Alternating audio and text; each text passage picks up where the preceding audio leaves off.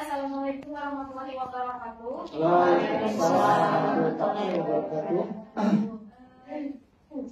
Saya Dea Rosita dari kelompok 12 yang membahas tema besarnya itu wacana kultural etnis dalam kesatuan umat, perspektif tantangan. Namun di sini saya akan membahas tentang konsep kesatuan umat dalam Islam. Nah, konsep kesatuan umat dalam Islam merupakan prinsip fundamental yang mendasari hubungan antara sesama umat manusia. Nah, di dalam ini ada dua aspek yang perlu diperhatikan, yaitu ukhuwah Islamiyah dan prinsip keadilan dan kesetaraan. Nah, kesatuan dan persatuan ini merupakan satu entitas.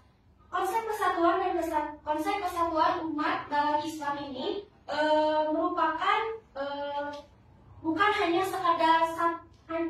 sekadar konsep, tetapi juga realitas yang perlu diimplementasikan atau diwujudkan dalam kehidupan sehari-hari, tidak terlepas dari adanya perbedaan etnis, suku, budaya, atau aliran-aliran atau pandangan. Nah, di sini poin pertama saya akan membahas tentang ukhuwah Islamiyah. Pastinya teman-teman sudah tidak asing dengan kata ukhuwah Islamiyah. Tadi sebelumnya sudah dijelaskan oleh kelompok tehanis, kelompok 11. Nah, ukhuwah Islamiyah ini adalah persaudaraan sesama umat manusia yang dilandasi oleh keimanan dan ketakwaan kepada Allah Subhanahu wa Ta'ala.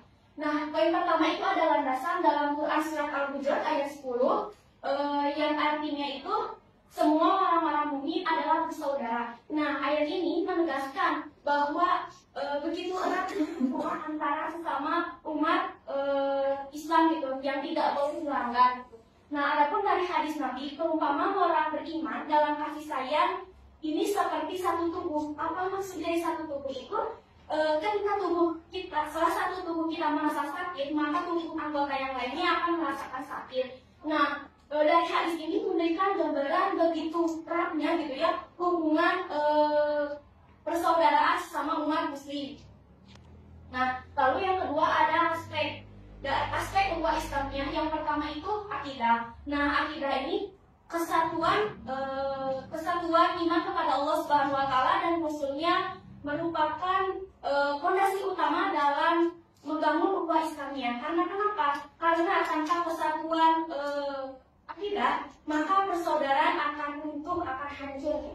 Lalu yang kedua ada kemanusiaan. Nah, kemanusiaan ukhuwah Islamiyah menuntut untuk bersaudara dalam hubungan sosial dan kemanusiaan. Nah, kita sebagai makhluk sosial yang tentunya kita tidak bisa hidup sendirian, tentunya kita pastinya membutuhkan bantuan orang lain.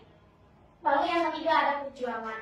Nah, di dalam ukhuwah Islamiyah juga mendorong umat manusia untuk bersatu gitu dalam mewujudkan atau dalam perintah Allah gitu dan mengatas gitu kebatilan.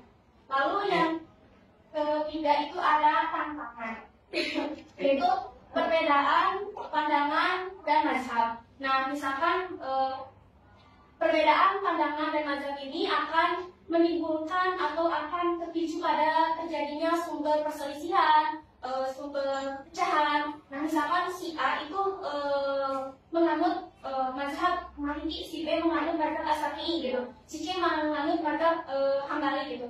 Nah, pasti akan berbeda gitu dalam tata cara beribadahnya. Nah, kita sebagai umat manusianya tentunya kita harus memiliki sifat toleransi, harus bertoleransi, harus bisa menghargai perbedaan pendapat dalam penganutan atau dalam pandangan menganut mazhab.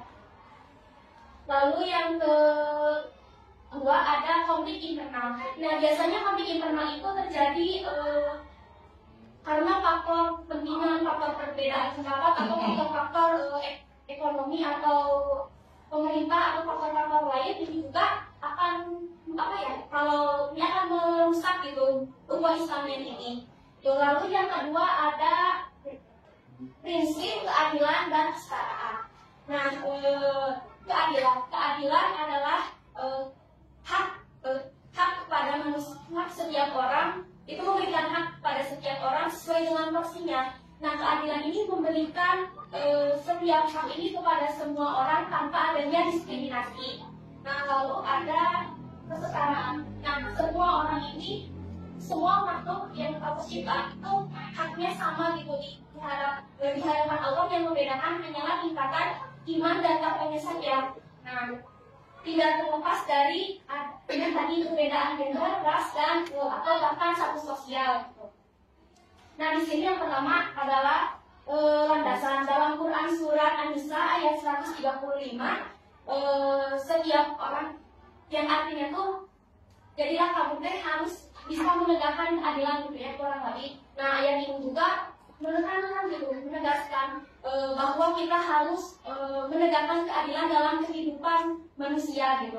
Lalu ada dalam Quran surat Al-Hujurat ayat 13, semua makhluk berasal dari Adam dan Hawa, dan yang paling terbaik gitu, yang paling mulia adalah yang paling takwa kepada Allah Subhanahu wa Ta'ala. Lalu yang kedua di sini ada aspek. Nah, yang pertama itu aspek sosial. Nah, aspek sosial ini misalkan seperti hak individu.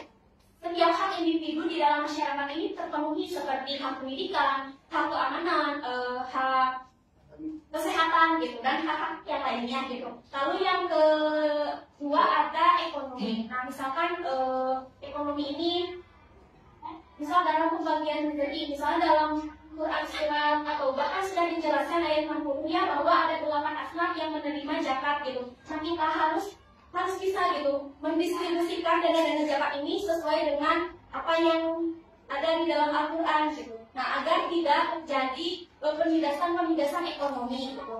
Lalu yang ketiga itu ada hukum. Nah, persamaan di hadapan hukum sama gitu, tanpa adanya diskriminasi gitu.